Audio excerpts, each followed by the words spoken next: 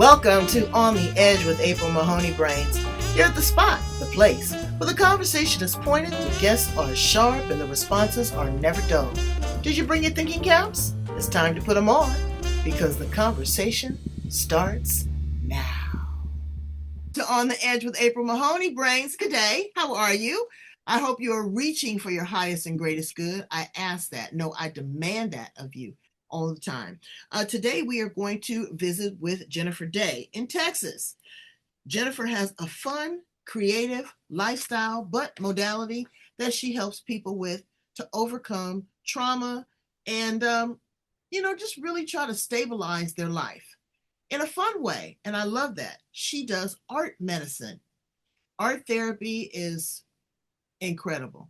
You see that a lot with children more so than adults or people that are nonverbal. They can actually express what has happened or what is happening through design, through shapes, through colors. I love it. I love some of the artwork on her desk. She's also a 2-time contributor to anthologies. Got to ask her about that process. She's done some shamanic work, and she's a frequency coach. I love frequency. I am so into it because I cannot deal with low vibration people. So she's going to help. She's going to help me with that because again, there's a place for that, but I have to be able to temper myself so that I can stabilize. Let's welcome her to the show. How you doing, Jennifer Day? Thank you so much for having me. I'm excited about our conversation. I know you should be in a toothpaste commercial. Those teeth are everything. And that smile. Tell my brains a little bit about you and how you show up in the world. I am a retired teacher. I taught elementary and middle school Spanish as a specialty for 30 years. I have lived in 5 different states and am currently located in El Paso, Texas. I am a creative frequency coach. I am an art medicine practitioner. I am a licensed life coach with the adult chair and with the IFC. I work with transpersonal psychology and all of these different tools to help women step forth into their strongest, best self. And it's the path that I walked for many years. All of my life fell apart about 8 years ago, and my rebuilding that path has become what I teach. That's beautiful because the main thing that I heard you say is, you know who you are. I am. And it's that I am conversation. Brains. When people say, oh, I'm depressed, I'm sad, I'm not enough, I'm this. Well, you are what you eat. And words are spells. Words are powerful and words have a frequency. And when we use words, we have to be incredibly careful. And actually, the first step to that is noticing how you use your words. Right. I was the queen of using my words to degrade myself and to make fun of myself and belittle myself, make myself smaller, less present, less attractive, less smart, less whatever. And that was harmful, incredibly harmful. Right. And then when you get out of that, it's an aha moment. You're saying, wow. And as a teacher, you were able to teach yourself something new and continuously expand on that and then pour that into others. So I love teachers. Teachers and nurses are my favorite people on the planet because you guys don't get the credit that you deserve. You really don't. Oh, well, thank you. Because you really pour a lot into people. Tell us a little bit about the writing process.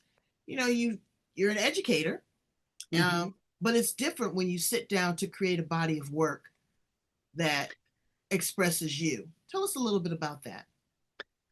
So I have always loved writing, although writing in a journal became an unsafe practice with my ex-husband because my journal was found and then that was exposure that was uncomfortable for sure. I started a program called Write It Real by one of my mentors, Jessica Hughes, and I started writing to my future self. And this was at the beginning of 2023, I believe. And when I was writing that, I was like, this is so fascinating that I can write to the person that I am aspiring to be as though she exists instead of what typically is taught with journal writing, which is like, let's journal how we're feeling. Let's journal how we are resonating with our trauma, how we are processing, how we are Mm-hmm, healing. mm-hmm, mm-hmm, And there is absolutely a need and a validity to that practice. I'm not suggesting that that is not okay, but I am really fascinated with what happened to me when I started writing to my future self. mm-hmm. And what I realized was that I was writing to my future self as a courageous being. Mm. And I was not living as a courageous being. When I left my ex-husband in 2018, it was a devastatingly unhealthy relationship for many, many years. And I would vacillate between trying to figure out a way to get out, which the universe did not provide. And then I would go back to, well, my mom's words exactly were, well, if he's an absolute monster 10 to 15 days a year, is that really bad enough for you to throw away the other 350 days where Mm. he's Wow. decent? Yeah, I know. And I just, and it's like nobody had, yeah, nobody's I did, hearing me. yeah, and I had no way of arguing that. And there was a lot of emotional violence in the house, a lot of verbal violence, and there was also some physical violence. And then that's what my mom told me. So I was sort of stuck in this loop. And I didn't want him to have 50-50 custody because I didn't trust my kids with him. So I stayed for 18 years. And when I left, life completely fell apart. And the rebuilding process started before I was writing this way. But what I was writing was like, you to this future self, she is courageous. She is brave. She says the awful, hard truths out loud. She recognizes her participation in these systems and has resolved the issues that led to those being even a frequency within her life. Mm, mm, And I realized at that point that I had really a tremendous breadth of work to do right. to become that courageous person. And through that process, Jessica Hughes is the actual producer of these anthologies that I wrote in. The first chapter was in the book called Radical Freedom that came out that year, 2023. And my chapter is called I Have a Secret. And it is the first time I actually said out loud that I am an abuse survivor. Mm, mm, mm. And what was medicine for me was speaking that truth out loud. And it was safe for me because it was buried in the middle of a number of other chapters. Right, But, right, right, you right, know, but it also was a very succinct message. right, My message is not to sit and wallow in the truth and fact of what your experience has been. right. But it is important to name that, acknowledge that, and learn from it so that you step forth in an empowered way. And Absolutely. that was the springboard that got me really hyper sped forward. Will you share an excerpt? Sure. Um, Hold on one. So, I so have a secret. Oh, sorry, go ahead. no, go ahead. You go ahead. I have a secret, a heavy, dark, ugly secret that has been the filter of my life for over 20 years. The roots were planted by my relationship with my father and deepened throughout my first marriage. I have hidden my secret from everyone by creating a moat of protection around myself. I have extended it around my children to protect us from exposure, judgments, and actions outside of my control, facing my shame and coming to terms with the truth of what I allowed to happen. It took immense courage to confront my past, a courage that I hope can inspire others, but it's a journey I'm proud to be on. I am a domestic violence survivor. I am now out, safe, and on the other side. Happily remarried, I am learning what safety really feels like, one day at a time. My goal is not just to survive, but to thrive as a domestic violence thriver, realizing my value and being able to live my truth out loud. Radical freedom is the opposite of how I lived the first half century of my life. And I'm proof that it's possible to transition from survivor to thriver.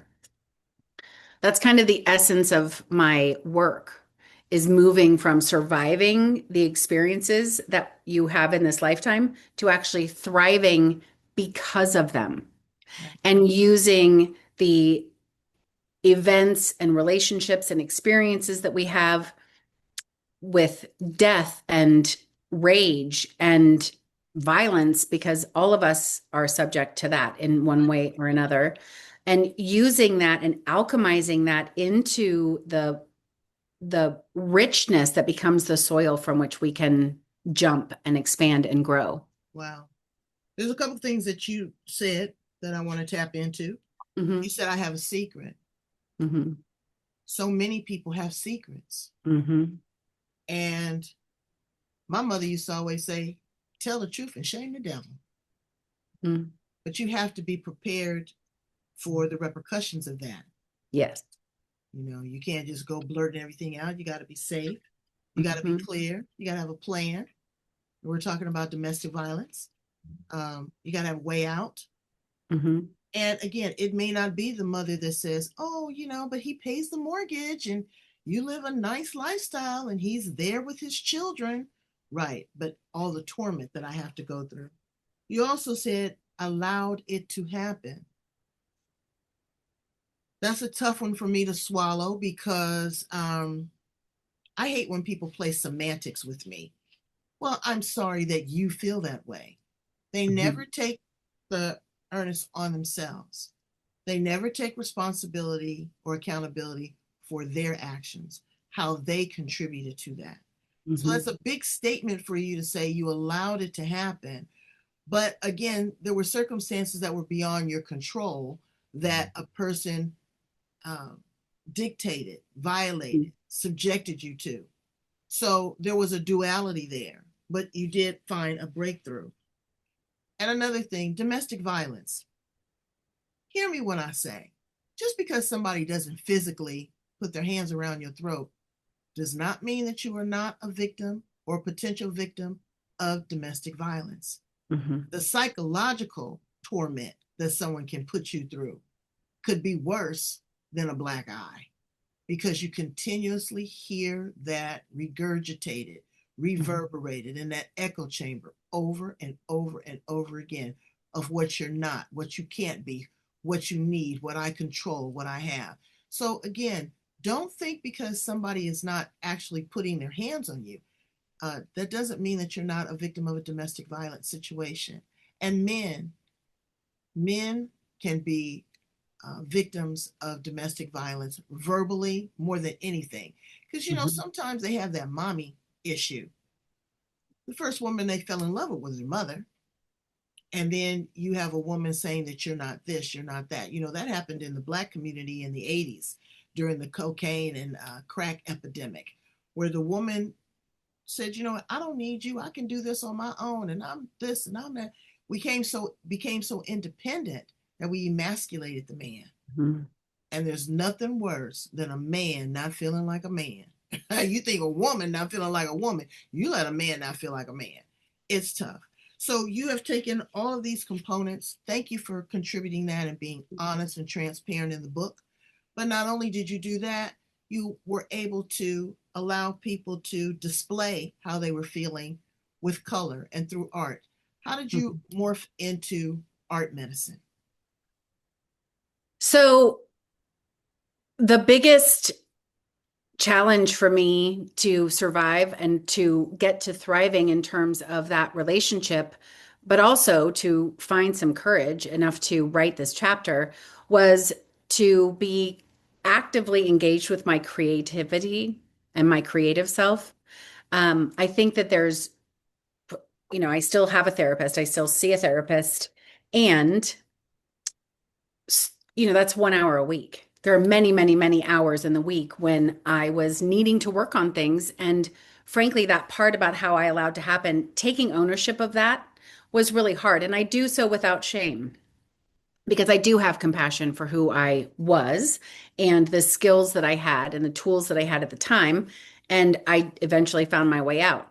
It's important to own our participation in our own lives, however, whatever color that is. The process of me learning neurographica, learning art medicine, and the creatively fit work that I do with Whitney Freya, the three of them have helped in different ways for me to really look hard and fast at the parts of me that needed attention that I was really scared to look at. I think talk therapy is brilliant. And also, when you're at the canvas and you're putting the paintbrush onto a canvas or a piece of paper, you're faced with every one of the parts of you that are activated in your body. Your inner critic, your doubts, your lack of belief in yourself, your judgment of yourself. All of those really kind of negative parts of you come out, and you get to persevere and work through them. And you get to do it slowly but surely and keep working and realize that everyone has a messy middle. We Mm. are all projects, and we all are all the artists of our life. And so I was able to use creativity and these processes to really have deep, dark conversations with myself almost through the periphery. It Mm. allowed me to work with some of this stuff without having to head it on straight ahead. Mhm. So that was really a beautiful process for me. I still am creative every single day. And I believe creativity is an important part of any healthy practice with You self. know, so many people say, I'm not creative. Mm. You've never explored what your creativity is. It may not be art, it may not be music, it might be science, it might be cooking, it might be conversation, it might be crocheting. You have Yeah. no idea of what that creativity is. So expound on that. Go out and try to learn something different. Challenge yourself. I tried guitar. Well, the guitar is over there in the corner looking at me. Mm. It was a lot to process. Yes. The muscle movements, the strings, the strumming, keeping the time, singing, it Mhm. was a lot, but I tried it. And I still pick it up and try it. And it makes me feel good when I can get a little, a little beat going on. So again, with art, I've done that as well. On the canvas, you can make a mistake and you Mhm. can you can wipe it away. I Wipe it love away. acrylics. Now that watercolor is something a little different. But Yeah. when you're dealing with acrylics or whatever, you see something, let it dry, and just paint right over it. Yep. You can create a masterpiece from a blank canvas. Mhm. You I learn love that. If all I that. could touch on that for just one second, the paintings that you see behind me are from all eras of the last few years, and they are all process paintings. They are not product paintings. And what I mean by that is that me stepping up to the canvas and painting anything at all, layers and layers and layers of words and empowering statements and speaking to my future self and mourning and taking care of my past self who needed some care, all of that is embedded in these paintings. Oh, And I wow. use a lot of symbolism in my classes with creativity and even the shamanic classes because the symbols is the oldest language and words have baggage. And so I can put ideas and energy and full concepts into a painting of a Buddha with Mm-hmm. a really big eye because I want to have really increased vision, or the butterfly because I am ready to get out of the chrysalis phase and start flying. Wow. And the hummingbird, which is the communicator with the gods, according to the Caro Nation, the group of Peruvian natives, Indians with whom I study. So creativity does not have to be productive. It is a process. And so open an art journal, as you say, go for a walk and hum and sing yourself along that way. Creativity, particularly when you're quiet and you have you're in a position where you can observe the words that are going on in your head, the voices Mm-hmm. that you are experiencing. That's the magic of so much work that so many people are doing. A lot of people are stepping into doing this work, and that's beautiful. So you also decided to explore, develop, and expound on your spirituality. How did shamanic work fit in with you? I mean, we've got a laundry list of things we can choose from Mhm. being a witch to being a Buddhist to being an atheist to being a Catholic. But how did you settle in with shamanic and Native American work? That's an interesting question. I was certified to be a teacher of multiple subject teacher, which in California is kindergarten through eighth grade. And the first job I got was as a Spanish teacher. And I was saying, wait, I'm a Spanish student. I'm, still studying the language, what have you. And that's actually, in fact, what got me my job. Um, in that time in the early 90s, there wasn't necessarily a Spanish curriculum. So I was able to write my own curriculum. And I believe that language and culture are synonymous, they work together in a symbiotic relationship. And so my career for 30 years allowed me to explore the cultures of Spanish speaking peoples around the world and throughout time. I spent every minute of vacation I could for the first 10 years of my career in prolonged stay in different countries. I've traveled to many, many different countries, and I went to Peru for the first time in 1997. And I have just been mesmerized by the connection to Mother Earth. There's a lot of pieces of different systems that I really appreciate. That is one that really anchors me in. And in 1997, I went to Peru for the first time, went to Machu Picchu, had a beautiful time, and I was trying to get deeper connected into the cosmology of the Inca and pre-Incan cultures. And it didn't happen until 2013, in the midst of a lot of marital drama, that I was invited to go as a translator. So I went as a translator, I was initiated, and it was the connection to Mother Earth that I gained from that was made me feel like I was in my body for the first time, maybe ever. And I was initiated, I was baptized, you could say, in a glacial lake underneath Umantai, which is the partner of Salcantay, which are two of the big mountains there in Peru. And it was a life-changing experience. Mm. And I could say that the basis for the Karo Nation, the three rules, if you will, are love, service, and wisdom. So you have the three bodies, the love that we first show to ourselves in order to be able to share with others. Service, as we walk on this ground, how we walk forward in our lives is from service, the idea that we all have something to offer that will help other people. And that service is also in service of Mother Earth. And then wisdom is obviously access to higher wisdom, higher self, and God, source, universe, whatever language you prefer to use. Well, that's a beautiful transition and realization.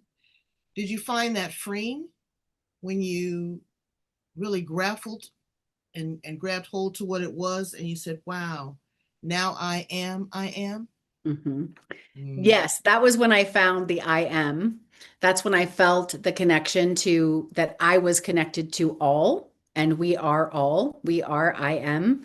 And it was that connection that made me feel almost like I was in focus and an actual powerful being. And it was at that time that I started to take the steps to leave my first marriage. It took me 4 years, but I did get out. And I do not believe that I would be here had I not had that experience. Oh, wow. Is that intense? I think it proved to me that I am worthy. Right. And I think it's fair to say that all people who are in a dysfunctional relationship, which, as you say, violence, physical violence, does not have to be a hallmark of a domestic violence situation. Right, right. I mean, so many people suffer in relationships with uncontrolled rage, which is a very destructive form of violence. Right. And my father had set that up for me. And then my first husband also experienced that. So I grew up codependent, worried where the next battle was going to come from. How can I control the situation so that everybody else stays calm? Right. So I was constantly giving away my authenticity and my power in order for safety, which of course I was. We all do that, right? Safety is one of our basic rights. And it wasn't until I realized that I was worthy of safety, Somebody said to me one time, it was shortly after this trip, she said, "You know that safety is your birthright." And it kind of knocked me right out of the universe. I was like, oh my God, you're right. And I just had never felt that. I'd never known what that felt like. Mhm. So that experience in the Andes in 2013 shifted everything for me because it made me see myself as the valuable human who is here for a reason and has a message and has value and purpose. And I think so many of us struggle with recognizing that in ourselves as we Exactly. race around and go to work and come home and go to the grocery store and make dinner and do it all again. Yeah, it's you're a machine, you're a mechanical Mhm. animal. You've taken your education, your art, your um, spiritual doctrine, your education, and created an oracle deck of all things. Yes. Tell So us about that. I think I told you about symbols and how they're the oldest language. Right. And I love to use the systems of human design and gene keys. They're astromancy, so they're based on astrology and the I Ching and a number of other things, but they give you kind of like a horoscope, if you will, like your astro chart. And I like to say that human design is what it teaches you about what activates your own avatar. Right. The gene keys describes how you move through this life and the challenges and the gifts and the struggles, the learning points that you may have in this lifetime. And then the Enneagram is something else that I use, and that's who we become in order to be safe in our environment. And the Enneagram is not involved in this, but the gene keys in human design are. And so every card, there's 64 gates in these systems that I just referred to. So I have 64 cards. Each card has the name of the gate, the number of the gate, excuse me, the portal, the animal totem that can help you kind of anchor into the energy of whatever it is that I'm talking about, and then a mantra. And so um, I think that I took the card for the tortoise inside because we are in the tortoise today. It's the last day. And the tortoise is all about the rhythm, your own individual rhythm of life. Is that rushing? So many of us rush, rush, rush around. And for many of us, that is not an empowered, balanced state from which we can respond. And so many of us run around reacting all of the time. And so the message with the tortoise is to honor your own sacred rhythm. Ah. So And go at so, your own pace. mhm, You do not have to jockey for a position. yes, It is honor not your own about the one, pace. yeah, it's not about the one that's the swift. It is about the Yeah, one who endureth. yes. And if you are working at your own pace, you can endure. If you are racing around doing everything that everybody's telling you to do, that's not sustainable. Hmm.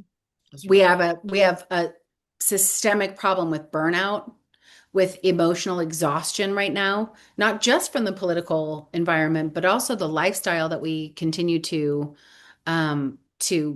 subscribe to. And then we also have increased diversity and disconnection between the generations. And so my mother doesn't even have a half of a clue what to say to my nephews who are Hmm. 15. Hmm. They're just the difference in lifestyle and experience is just so vast that we're disconnected as a society as well. That's harming family structure and family unity, which has really grave effects But depending upon. Jen, and I'm sure that you'll be able to pull a card on this and talk to the Inca gods about this because we are in an evolutionary change Mhm. of society within Yes, we itself, are. within our social aspect. Look at our financial currency. Folks are not doing fiat currency. They want Right. crypto. Hmm. I was telling somebody and they were laughing, oh, I don't want to do that. And what did they do? Apple Pay. Yep. So don't underestimate what is going on. I saw you Right. shuffling those cards. Yes. Pull a card for me. Ah, I love this card. It's the portal of inner revolution. Oh because boy. we are individually being revolutionized and it is having long-term effect on our society as well. And the mantra for this is I trust the sacred truth that awakens within me. And the Caro Nation has studied for a long time and talked about for a long time the new human. You may have heard of that.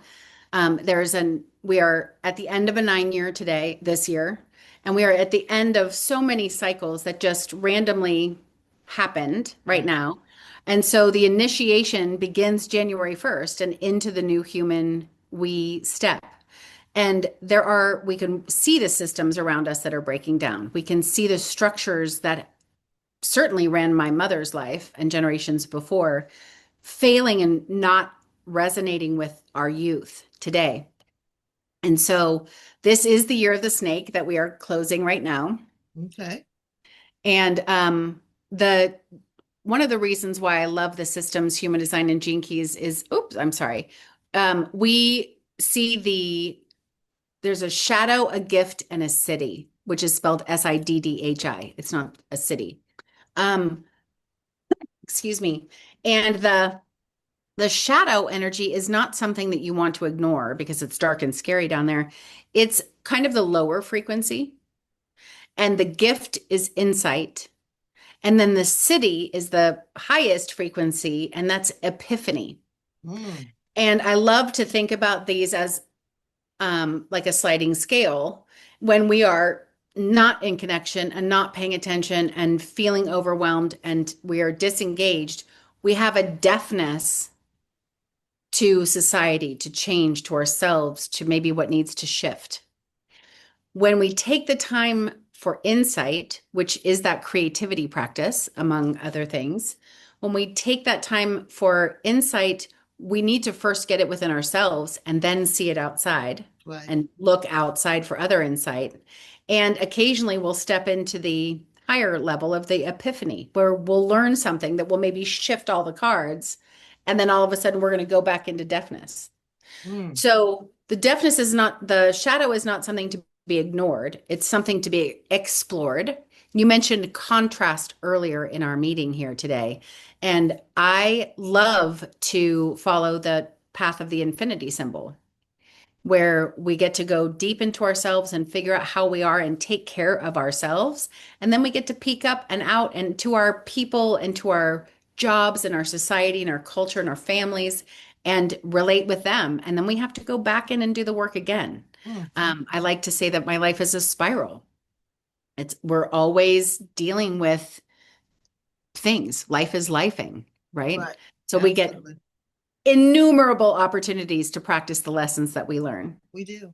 We do. Mhm. And again, explore new opportunities, new endeavors, new modalities, new people, Yes, get and new insight and responses. wisdom, and get a Mhm. new response.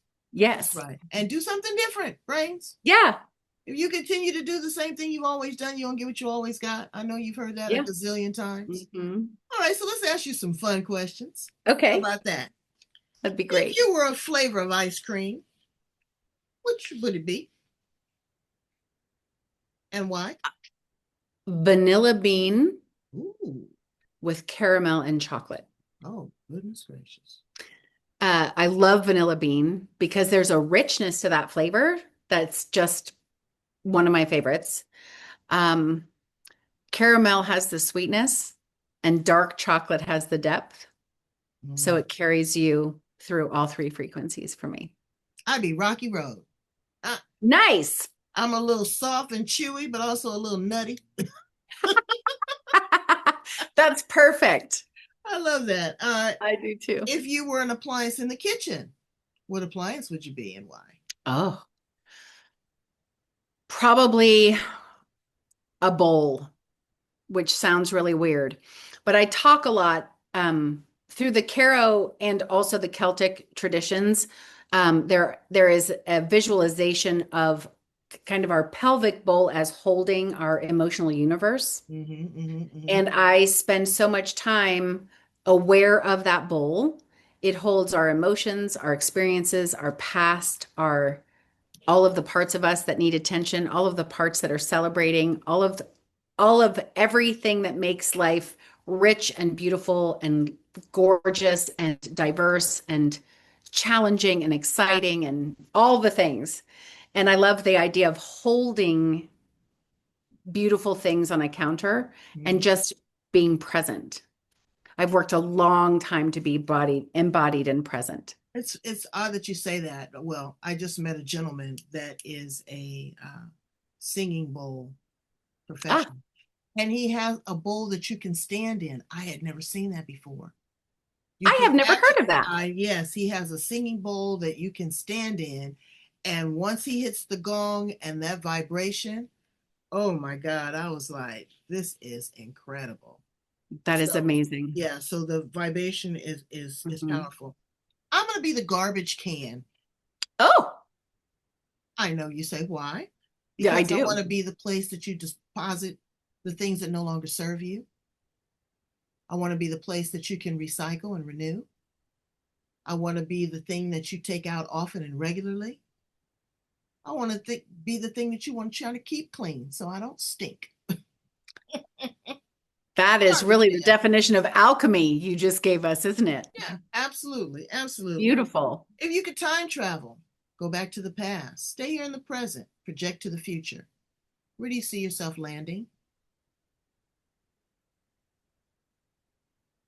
I would love to go about, that's so hard because I would like to go both into the past and in the future. Mm, If I had to choose one, I would like to go back to where I could learn from all of the ancient brains and philosophers and thought leaders, and to really anchor into what some call earth medicine. I believe that we are spirits having a human experience and that this body is the filter for this life experience that we're having. right. And so walking on this planet and feeling all the feelings that we're feeling and how we are responding to those and interacting with others, um, that's the name of the game. And I really am endlessly curious about the old thought leaders and their practices for how to fully be in this body to enjoy this really amazing experience that we get to have here in this body. Not me. I'm going straight to the future. I love that. Right away. And the reason is been there, done that, got the t-shirt because things are Yes. ever evolving and they're changing. Hmm. History a lot of times will repeat itself, but I don't believe that in this go round. I agree. I believe that we are in a lunar vortex and Hmm. civilization and humanity, the way that we look, the way that we feel, the way that we talk, the way that we communicate, the way that we gather information is all about to go like on a rocket ship at warp speed. Yes. Next 10 years is going to be something like we've never seen before. Hmm. So I encourage people to really strap on your boots, hold on tight, but be open to the opportunity. It's like a big gust of wind. Hmm. Sometimes you don't have a choice. You got to move, or it's going to move you. I often use the all year long, my message for 2025 was that the idea of that infinity symbol, but through the symbol of a tree. Because when we look at trees that have beautiful, healthy, big canopies and that can weather the storms, they have equally large, healthy, broad root systems. Right. And so, if we use that as an analogy, getting deep into our roots and really getting grounded and safe within ourselves allows us to look up and create the canopy of our beautiful trees, which can provide shade, weather the storm, grow food and apples, and is prolific in its giving and alchemizing into oxygen. The tree is such a beautiful metaphor for so much. It is. I know. And I'm a tree hugger. me too. I will go and and it's a certain wisdom. Brains, if you've never tried it, Mhm. people gonna think you're strange. Don't pay attention to them. Just go Right. and just lay next to a tree. Make sure there's no ants on it, Yes. but just lay next to it and you will Hmm. feel a difference. There's a meditation there like no Hmm. other. And in Yes. closing, Jennifer, what is your superpower? My superpower is being able to see multidimensionally. So I can see all sides of an argument, all ways forward, all situations that led to the current now. And that for so many years of my life was overwhelming. And now it's a beautiful place that I find I can make so many empowered choices. Mm, I have agency. I have so much clarity with which to walk forward. And I love connecting with different people and my clients to help them see their own way forward. that's beautiful.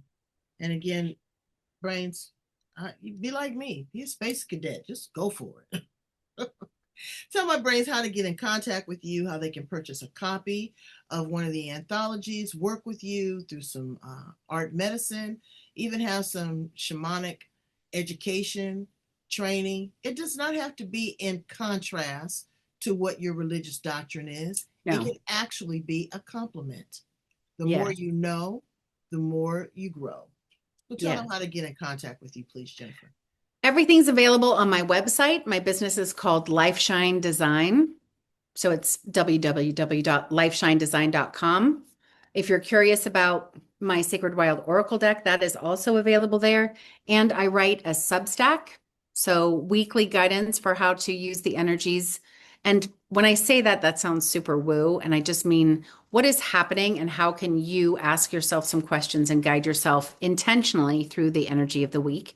I also do it monthly, and I will be dropping one for my subscribers for 2026. The books are also available on Amazon. I'm on Facebook and TikTok and Instagram and all the places. All the hot spots. And she's Yes, I'll here have with us on the Edge Brains.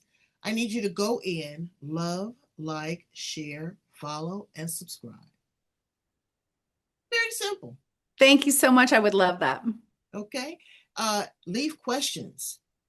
If there's something you're not clear about, if there's something that you question and you want more in-depth answers, definitely reach out to Jennifer. That's what she's there for. She is now dedicating her life to elevating your frequency, to allowing you to express yourself through art, to connecting with the gods and giving you a spiritual connection and insight, even allowing you to pull a card.